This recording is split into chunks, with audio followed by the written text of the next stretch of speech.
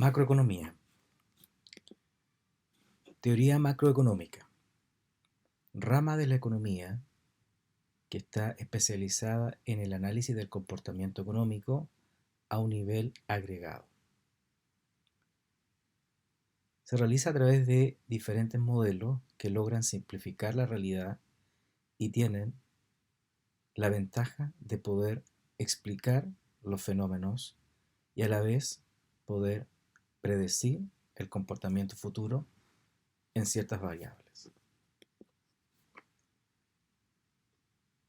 Como cualquier modelo económico, está basado en un conjunto de supuestos en relación a la conducta económica de los agentes que conforman la economía.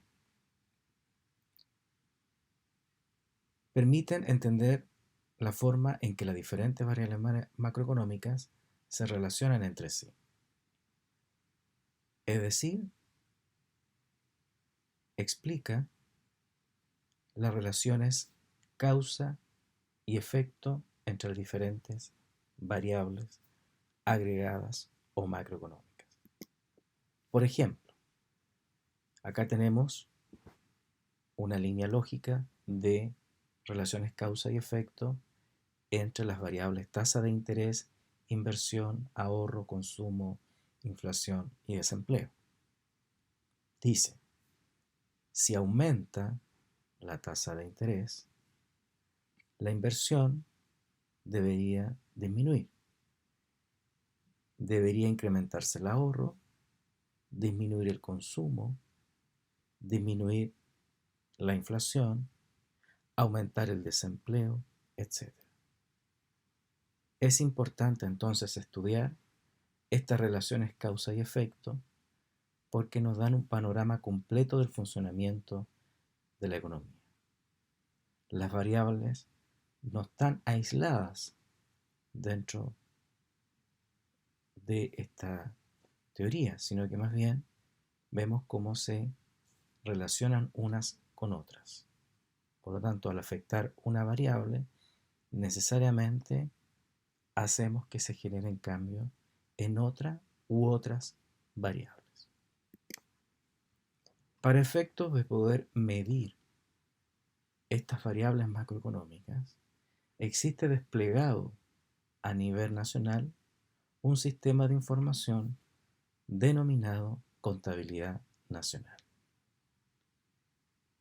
Para poder entender entonces la evolución, el comportamiento de las y tendencias de la economía en general, es que la autoridad económica alimenta de información y establece ciertas mediciones con una frecuencia de tiempo adecuada. En nuestro país son dos instituciones fundamentalmente de carácter estatal que llevan a cabo estas mediciones. Está el Instituto Nacional de Estadística o INE y el Banco Central. Estas instituciones entregan informes periódicamente respecto de lo que ha sucedido en diferentes indicadores económicos.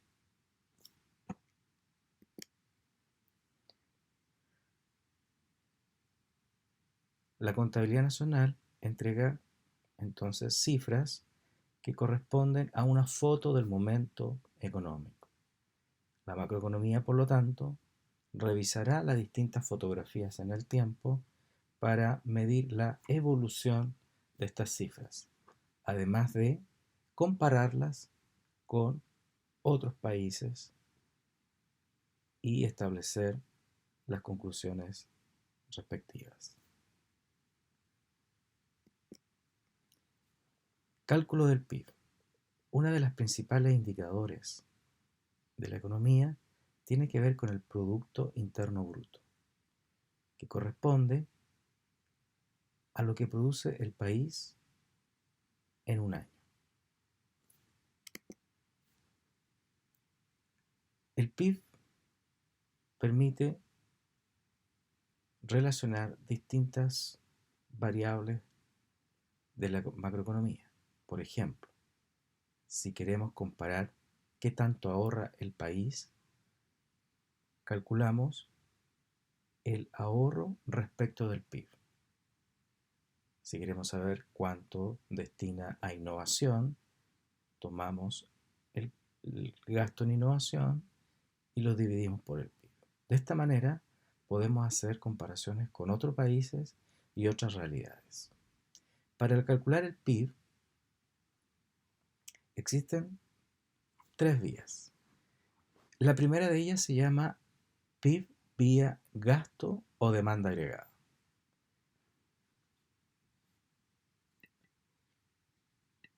Como pueden ver acá, el PIB a precios de mercado.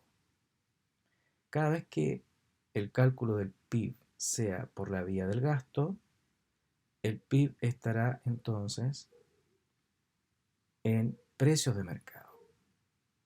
Vale decir, aquellos precios que incluyen los impuestos indirectos. A esto se refiere todo lo que gasta la economía. Tenemos, por ejemplo, entre sus componentes el consumo privado, alimentación y vestuario, bienes perecederos. Tenemos la inversión bruta de capital, maquinaria, equipo, infraestructura. Tenemos el gasto público, gasto corriente e inversión pública. Y luego el sector externo, que está dividido entre las exportaciones y las importaciones. También se denomina saldo comercial.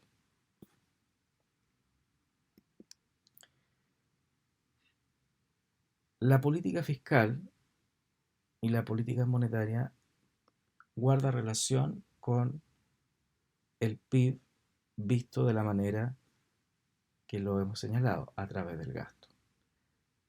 Tanto la política fiscal como la política monetaria inciden en esta demanda agregada.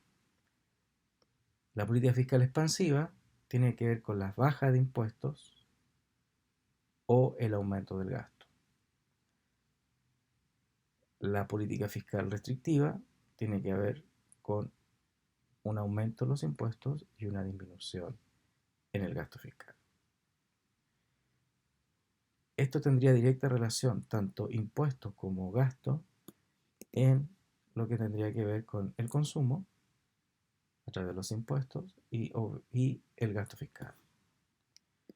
Por otro lado, la política monetaria puede ser expansiva o restrictiva, ya sea disminuyendo la tasa de interés o aumentando la tasa de interés, que tendría directa relación con la inversión.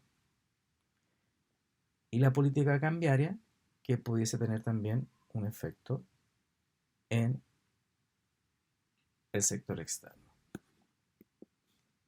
Vemos así, entonces, cómo estas políticas inciden de alguna manera en el desempeño económico del país. La curva de Laffer muestra, por un lado, la tasa de impuestos y la recaudación fiscal. Lo que muestra este fenómeno es que a medida que aumentamos los impuestos, la recaudación para poder llevar a cabo la política fiscal aumenta, pero no aumenta indefinidamente. Llega un momento en que, dada una cierta tasa impositiva, al seguir aumentando los impuestos, producto de que la actividad económica se ve afectada por estos aumentos en los impuestos, la recaudación tiende a disminuir.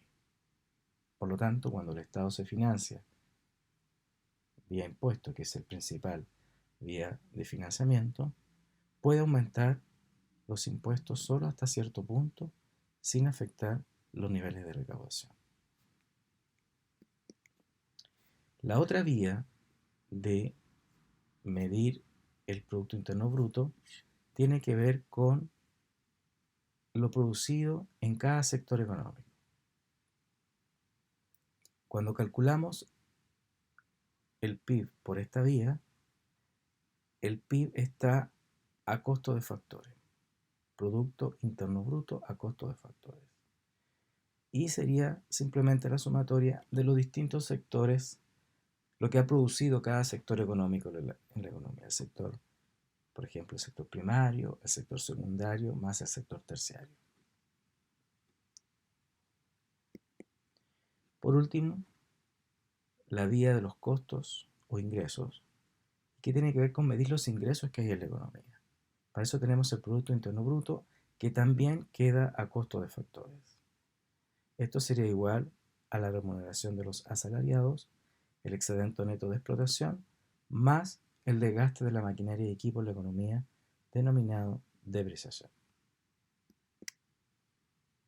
Algunas magnitudes derivadas del Producto Interno Bruto. El Producto Interno Bruto a precio de mercado vendría siendo igual al Producto Interno Bruto a costo de factores, más impuestos indirectos menos las subvenciones recibidas por empresas. Producto Interno Neto se calcularía a través del Producto Interno Bruto menos la depreciación. El Producto Interno Bruto Real estaría denominado como Producto Interno Bruto a precios de mercado, a precios corrientes, dividido por el deflactor del PIB. Es decir, eliminamos el efecto de la inflación a través del deflactor. Tenemos el PIB nominal, que contiene efectos inflacionarios, y el PIB real, que no tiene efecto inflacionario. Este es el PIB que tenemos que analizar en toda la serie económica, aquel que no tiene el efecto distorsionador de los precios o la inflación. El Producto Nacional Bruto tiene que ver con lo producido por unidades productivas nacionales. Mientras que el Producto Interno Bruto es producido por unidades productivas dentro del territorio nacional independiente de su nacionalidad. Para poder medir solamente aquella producción nacional, se puede ajustar el PIB restando la renta generada por residentes extranjeros en territorio nacional y sumando aquellas rentas por residentes nacionales en territorio extranjero.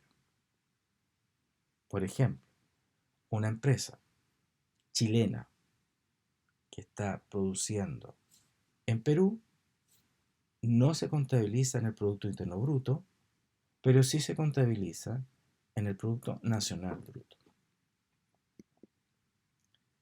El Producto Nacional Neto tiene que ver con el Producto Nacional Bruto restada la depreciación. Si el Producto Nacional Neto está medido a costos de factores, vale decir, se le han eliminado los impuestos indirectos y sumado las subvenciones, entonces tenemos la renta nacional neta. Y por último, el PIB per cápita, que permite hacer mediciones de ingresos con otros países. Es el PIB, o Producto Interno Bruto, dividido por el total de la población.